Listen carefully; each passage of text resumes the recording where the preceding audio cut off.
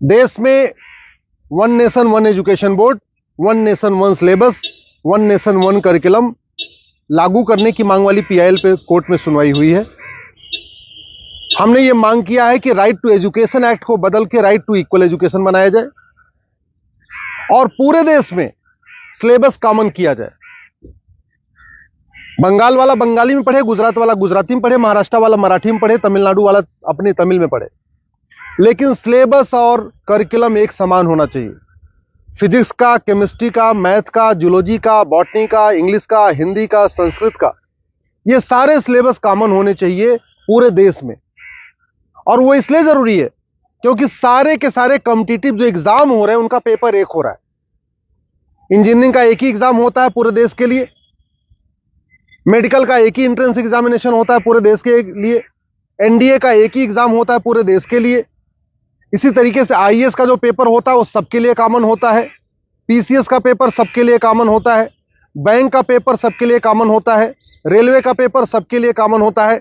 और अब तो यूनिवर्सिटी में एडमिशन के लिए कॉमन जो सीयूईटी हो रहा है वो भी सबके लिए एक पेपर कॉमन है। अब जब एंट्रेंस एग्जामिनेशन का पेपर एक है तो फिर अलग अलग सिलेबस क्यों पढ़ाया जा रहा है? सीबीएसई कुछ अलग पढ़ा रहा है, आईसीएसई कुछ अलग पढ़ा रहा है, यूपी बोर्ड अलग पढ़ा रहा है, बिहार बोर्ड अलग पढ़ा रहा है, बंगाल बोर्ड अलग पढ़ा रहा है। और सारी पढ़ाई करने के बाद जब बच्चा जाएगा एग्जाम देने, उसके लिए सबके लिए एक पेपर होगा। अगर पेपर सीबीएसई के पैटर्न पे सेट होता है तो बाकी स्टेट बोर्ड वालों को इक्वल अपॉर्चुनिटी नहीं मिलती। अगर जो एंट्रेंस एग्जामिनेशन का पेपर है इंजीनियरिंग का, मेडिकल का, एनडीए का, बैंक का, रेलवे का, अगर वो आईसीएसई बोर्ड के पैटर्न पे होता है तो सीबीएसई बोर्ड वालों को और बाकी स्टेट बोर्ड वालों को फिर इक्वल अपॉर्चुनिटी नहीं मिलती। राइट टू एजुकेशन हमारा फंडामेंटल राइट है, इसलिए हमने कोर्ट से ये कहा है कि आप केंद्र सरकार को निर्देश दीजिए, एनसीईआरटी को कहिए एक कॉमन सिलेबस, कॉमन करिकुलम तैयार करे। आज की डेट में जो नवोदय स्कूल है वो पूरे देश में उसका सिलेबस कॉमन है, जो आपका केंद्रीय विद्यालय है उसका सिलेबस भी कॉमन है। और अगर आप बाहर देखिए, अमेरिका में यूनिफॉर्म एजुकेशन है, चाइना में यूनिफॉर्म एजुकेशन है, फ्रांस में यूनिफॉर्म एजुकेशन है, जापान में यूनिफॉर्म एजुकेशन है, सिंगापुर में यूनिफॉर्म एजुकेशन है, रसिया में यूनिफॉर्म एजुकेशन है, दुनिया के कई देशों में यूनिफॉर्म एजुकेशन होता है, यानी सिलेबस करिकुलम सबका कॉमन होता है। हमारे देश में सिलेबस अलग अलग चल रहे हैं, करिकुलम अलग अलग चल रहे हैं। इसके कारण बच्चा कितना भी अच्छा हो पढ़ने में, बिना कोचिंग के वो इंजीनियरिंग क्वालिफाई नहीं कर पाता। क्योंकि वो यूपी बोर्ड का बच्चा कितना भी अच्छा हो एक्सपर्ट पढ़ने में, लेकिन पेपर जो सेट हुआ वो तो सीबीएसई के पैटर्न पे हुआ, तो फिर वो क्वालिफाई नहीं कर पाता।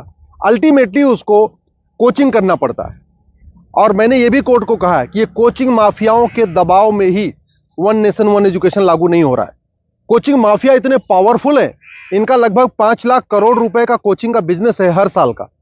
अगर वन नेशन वन सिलेबस हो जाएगा, कॉमन सिलेबस, कॉमन करिकुलम हो जाएगा और जो पढ़ाया जाएगा यही पूछा जाएगा, तो लोग कोचिंग नहीं करेंगे।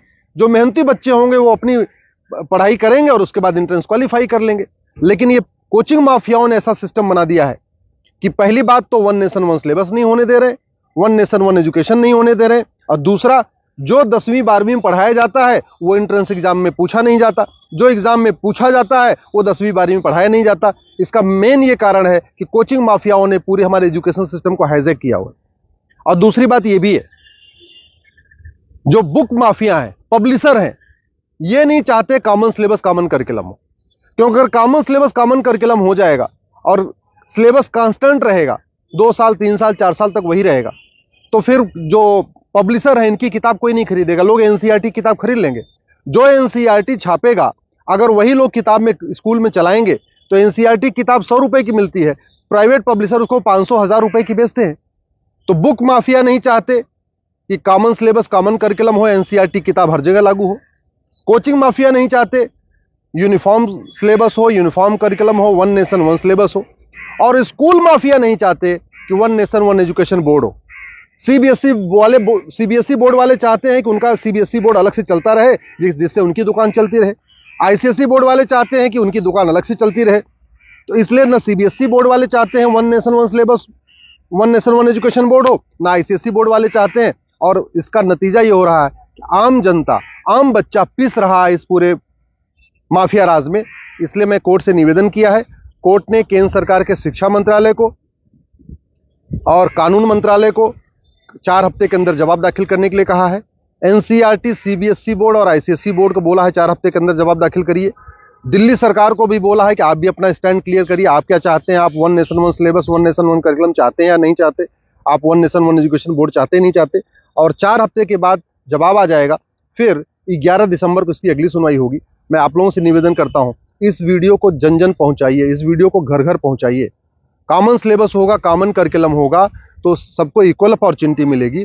यूनिफॉर्म एजुकेशन से सबसे बड़ा फायदा होगा, जातिवाद खत्म होगा, क्लासेस खत्म होगी, भाषावाद खत्म होगा, क्षेत्रवाद भी खत्म होगा और जिहाद और मजहबी उन्माद भी खत्म होगा।